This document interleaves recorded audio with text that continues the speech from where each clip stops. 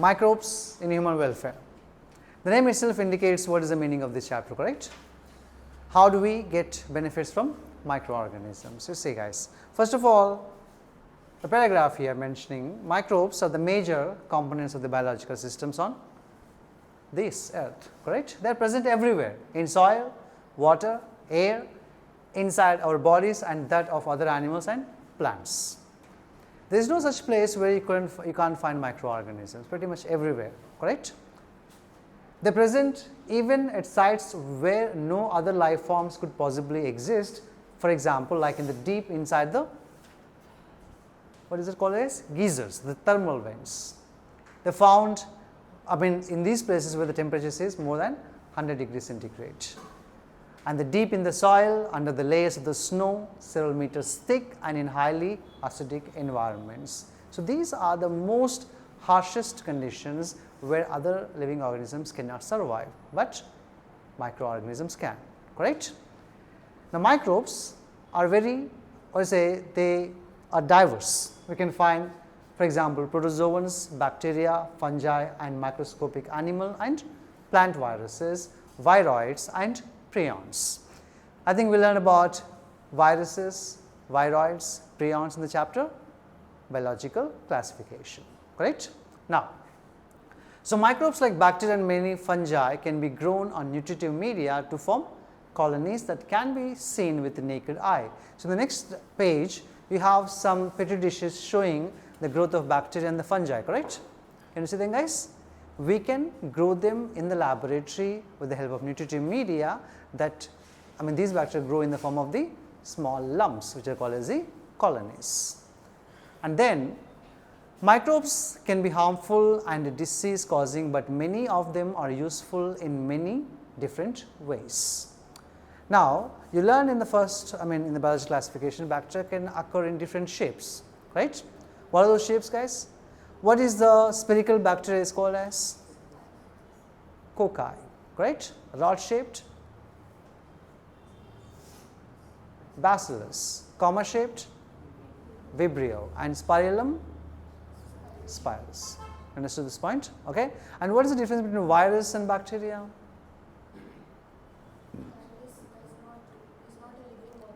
Very good, it is not a living organism. What is the difference between a bacteria and a protista?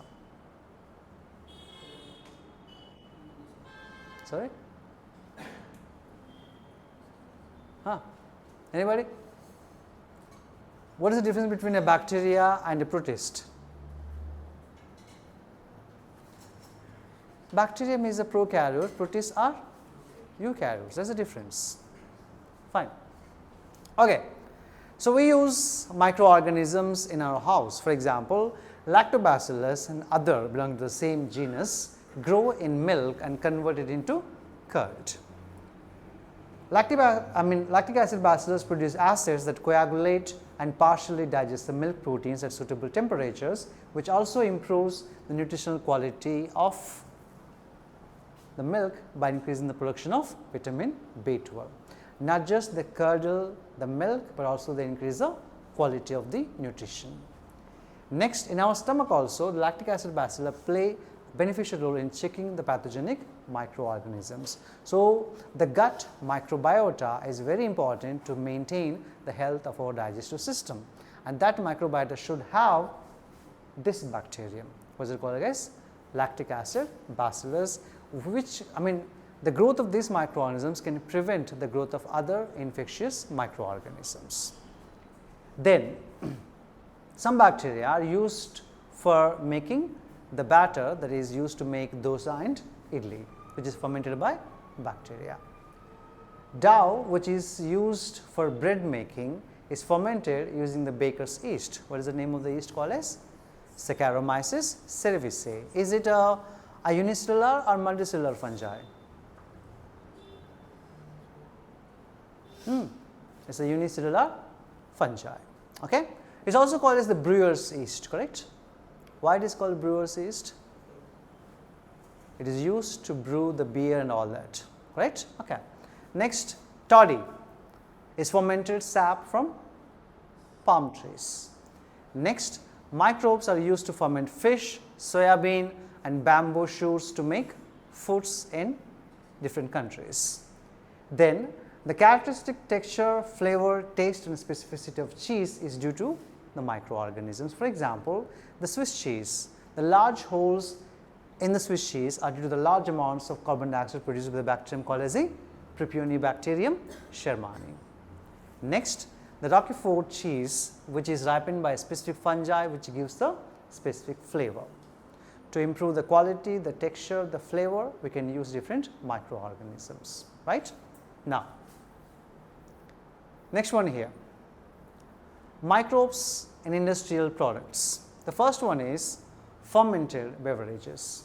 Saccharomyces cerevisiae is used for beverages production and called as a brewer's yeast. It is also used for fermenting malted cereals and fruit juices to produce ethanol. So, we can produce ethanol which is used as a biofuel from agricultural waste, or we can use it from the produced from the fruits or even the cereals. Then wine and beer are produced without distillation, whereas whiskey, brandy and rum are produced by distillation of the fermented broth. So, what actually causes the distillation? I mean, what is the difference between wine, beer, whiskey, brandy and rum?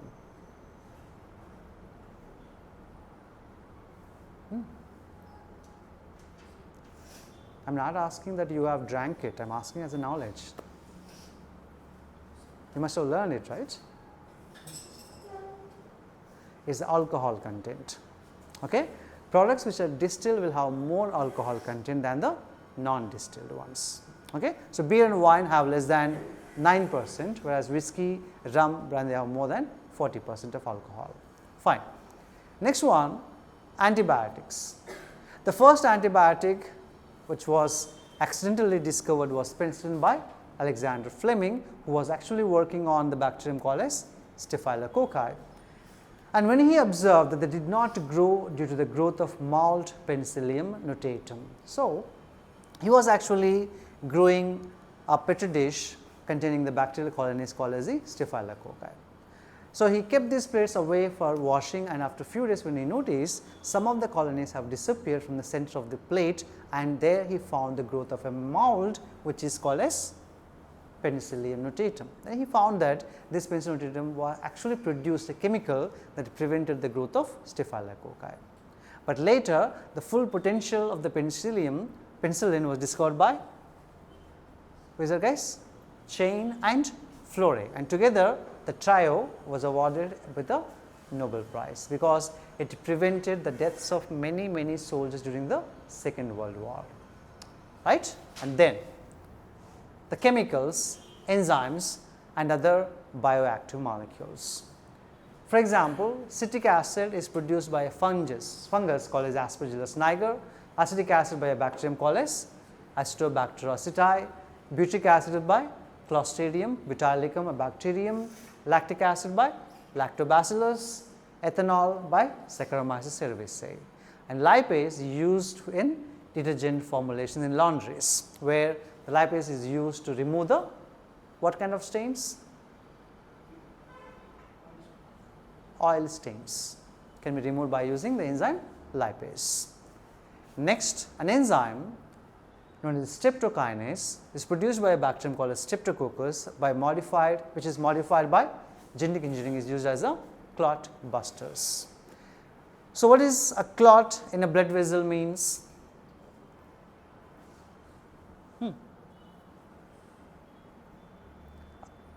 Okay. You heard something called atherosclerosis in first PU? Atherosclerosis in the chapter body fluids and circulation. What is that? The deposition of cholesterol, correct? Calcium in the blood vessels that supply the blood to the heart. So, previously they had to perform the surgeries to remove the clots, but nowadays we can simply inject the enzyme called as a streptokinase, which can remove these clots, which is produced by a bacterium, right? And we can prevent the patients from suffering from myocardial infarction. Next, a chemical known as the cyclosporin A is used as immunosuppressive agent in organ transplant patients produced by a fungus, which is called the Trichoderma polysporum. Now, the word here is immunosuppressant. What does it mean by that, immunosuppressant? Okay, what happens during the organ transplant? Let us say a person is suffering from uremia and the kidney failure, and he has been given a new kidney from a close relative. There is a chance that the new kidney may initiate the immune system to attack it. In those cases, we have to reduce the action of the immune system. We have to suppress it. Means we have to prevent from attacking the new organ.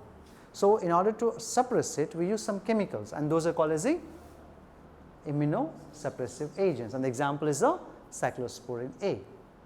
And next one, what is happening there? Huh? Then why are all of you looking at the same time? Huh? Yes, Abdul? Right? And statins produced by yeast, Monascus purpurea, is a blood cholesterol lowering agent. It actually interferes with an enzyme which stops the production of the cholesterol. What is that chemical called as? Statins.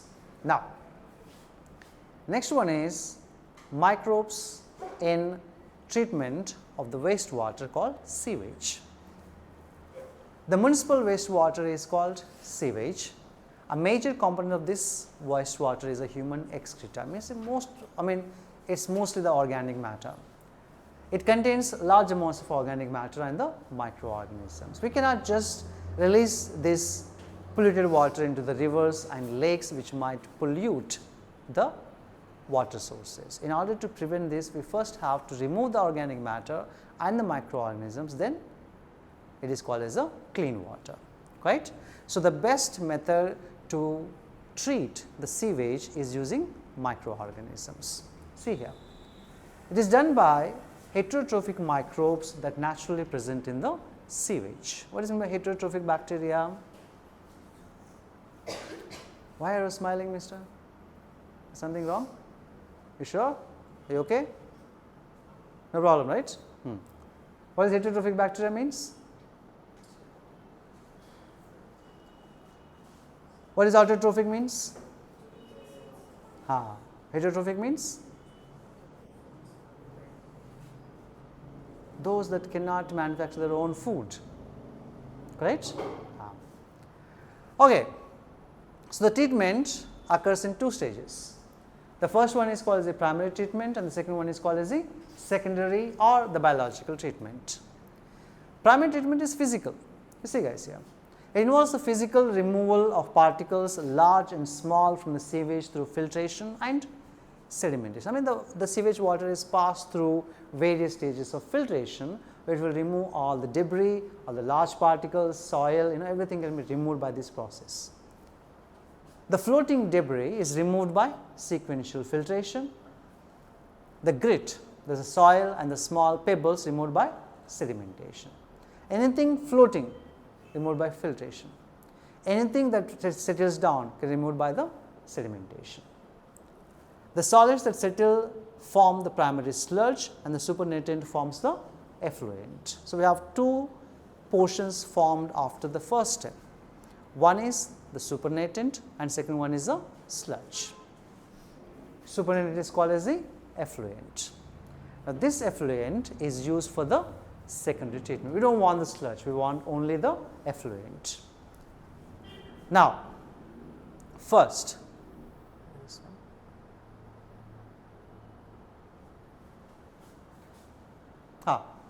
so the primary effluent is passed into large open aeration tanks, where the fans continuously rotate the water to supply the oxygen. Constantly agitated, and the air is pumped into it, so that the oxygen is available for the bacteria to digest the organic matter, which allow the vigorous growth of useful aerobic microorganisms into flocks.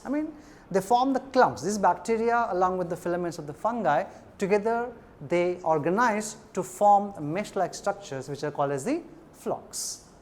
And these microbes grow and consume the major part of the inorganic matter, significantly reducing the BOD. So, the oxygen which is supplied into the water is used by the microorganisms to consume the organic matter.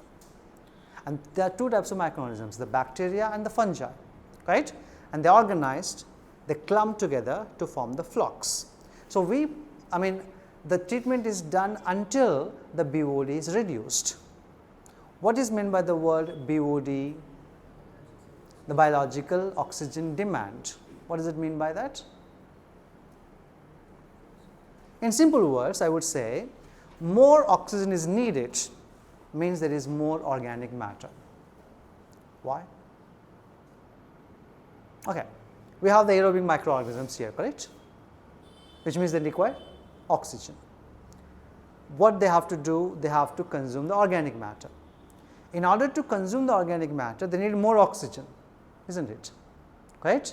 So, when the oxygen level, when oxygen content is, the consumption is increasing, means there is more and more organic matter is there. Once the demand of oxygen is decreasing, means the content of organic matter is also decreasing.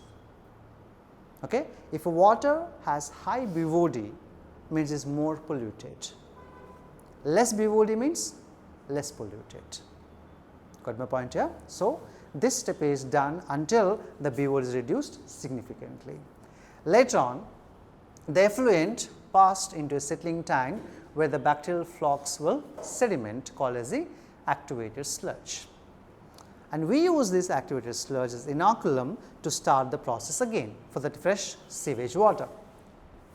Then, the effluent from the secondary treatment plant can be released into the natural water bodies, but you see guys, again this water is pumped into large anaerobic tankers where they contain the, what's guys here, anaerobic bacteria, which will digest the bacteria and the fungi used for the biological treatment. That means, by using the aerobic treatment, we have reduced the organic matter. By performing the anaerobic digester, we are reducing the amount of bacteria and the fungi. So, after this step, the water that is produced is free of organic matter, free of BOD, free of bacteria and free of fungi, and this water can be released into the natural sources. And this is one of the best method ever produced, created, and there is no other man-made technology that can surpass this method. Understand my point here, everybody? Now, let's see. This is about the sewage treatment. Now, this here is.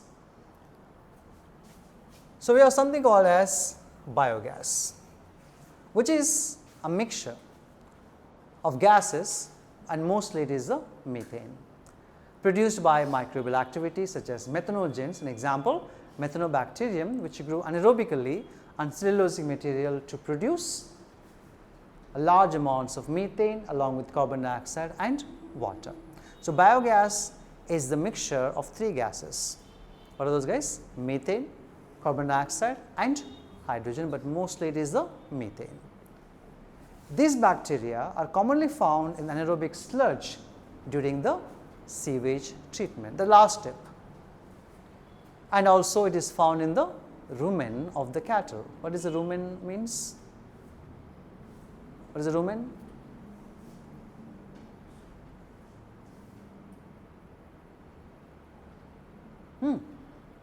It's a part of the digestive tract of the ruminants, which feed on the cellulosic materials. Okay, the rumen contains the bacteria which help these cattle to digest the cellulose, and as a byproduct they produce methane. Next, you see, in rumen, these bacteria help in the breakdown of cellulose and play an important role in the nutrition of cattle. The excreta of the cattle, the dung, commonly called gobar, is rich in this bacteria. Dung can be used for generation of biogas, so commonly called as a gobar gas. Now, this is a simple diagrammatic representation of the biogas plant.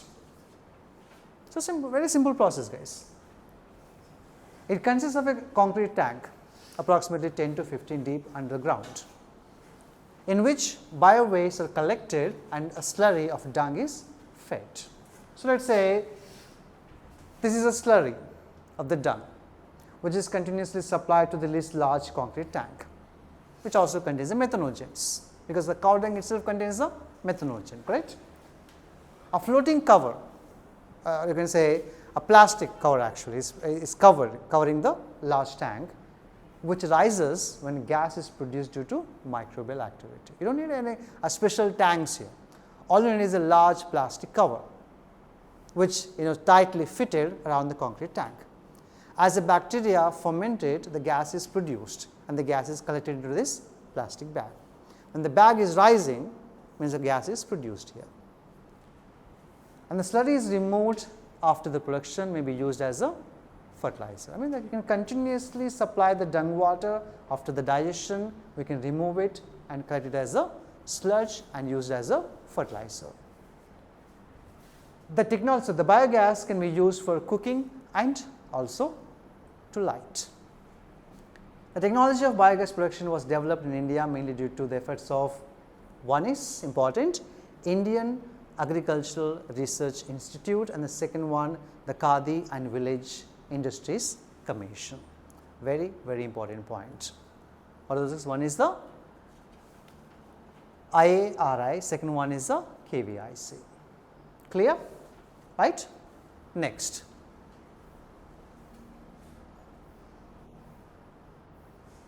So, microbes as biocontrol agents. So, biocontrol refers to the use of biological methods for controlling the plant diseases and pests. Instead of using synthetic pesticides and herbicides, we are using the microorganisms to control the pests. Use of pesticides and insecticides are harmful and polluting. Our soil is also polluted by the weedicides. So, to prevent the problems in the future, we have to stop this, and they better to use them biocontrol agents. What are those here? One is these biocontrol agents, it relies on the natural predation. Means let us say you have insect A which is causing damage to your plant, but insect B is there which does not damage the plant, but instead it eats the insect A. So, we can use the insect B to prevent insect A. It is a natural predator. You do not have to do anything here except that you have to grow the insect B in your area, so the insect A can be killed. So, the process does not eradicate the pests, instead it keeps at manageable levels by a complex system of checks and balances. It is not a simple task, okay. At the same time we can control it, and we do not have to eradicate the entire population of the insects, as a natural predation plays its own role by controlling these organisms. And chemical methods you see kill both useful and harmful life forms indiscriminately. There is no discrimination of these chemicals, they can kill both useful as well as the harmful microorganisms or the insects. So, for example, you see the beetle with red and black markings, the ladybird and the dragonflies are useful to get rid of aphids and mosquitoes respectively. We are not using any chemicals here. We are using the predators. One is the beetle, the ladybird, the dragonflies to kill the aphids and mosquitoes. Butterfly caterpillars can be controlled by using Bt. I think you learned about this in the biotechnology, right? The Bt cotton using a bacterium called as the Bacillus thuringiensis, and on plants such as brassicas and fruit trees. Next, Bt toxin genes is introduced to produce the Bt cotton, and these plants express the protein of the Bacillus thuringiensis in their plants, where what happens, the insect when it eats the plant, this toxin becomes active in the insect gut and kills it. So, we are not using any chemicals, it is just that you have isolated a gene from the bacterium and let it expressed in the plant nucleus, produce the protein and that protein is a toxin to that insect. Got it? Then fungus Trichoderma, common in the root ecosystems, effective against several plant pathogens. Then baculoviruses attack insects and other arthropods, and majority of the baculoviruses in the genus called as the polyhedroviruses. They are species specific, narrow spectrum insecticidal applications. So, what is the meaning of the word? Then species specific and narrow spectrum. It attacks only particular species, correct, in a small group of genuses, okay, sorry, the genera, right. And then, so we can use microorganisms as biofertilizers. The very common word we hear nowadays is organic farming, correct. Organic farming uses biofertilizers, which are organisms that enrich the nutrient quality of the soil. The main source of the biofertilizers are the bacteria, fungi and cyanobacteria. Root nodules, for example, in the leguminous plants like the groundnuts, is formed by symbiotic association of rhizobium. What is the function of this rhizobium, guys? It fixes the atmospheric nitrogen to the organic form where the plant can easily absorb it and use it. You are not using any synthetic chemical here, you are using the rhizobium, that is it. And free living nitrogen fixers like Azospirillum, Acetobacterium can also enrich the soil with nitrogen. Fungi plant roots have a symbiotic association with the called as the mycorrhiza, fungi and plant. They have a mutual or symbiotic relationship, and that association is called as the mycorrhiza. For example, glomus from mycorrhiza, and the fungi usually absorb the phosphorus from the soil and passes to the plant. That is the role of the fungi in this association. What is that? Absorb the phosphorus and give it to the plant. In return, plant also show resistance to root-borne pathogens, tolerance to salinity and drought, and overall increase in the growth and development. So, plant provides nutrition, accommodation to the fungi. In return, fungi provides the phosphorus. Okay? Now, cyanobacteria like Anabaena, Nostoc, Aciliteria, etc. fix atmospheric nitrogen in the paddy fields. The names are very, very important, guys. Now, the blue-green algae also add organic matter to the soil and increase its fertility. So, you have to remember the name of the bacteria, its role and associated plants. Clear? Right? Next.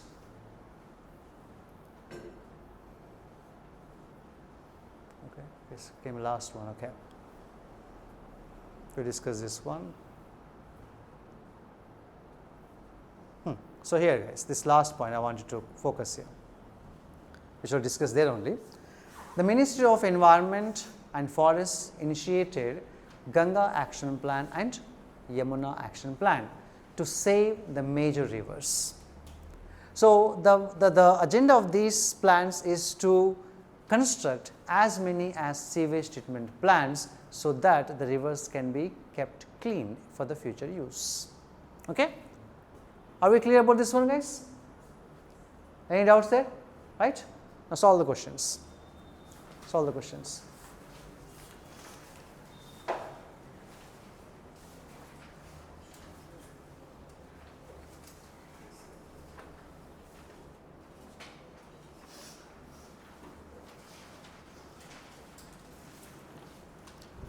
Did you join newly today or what? When did you join?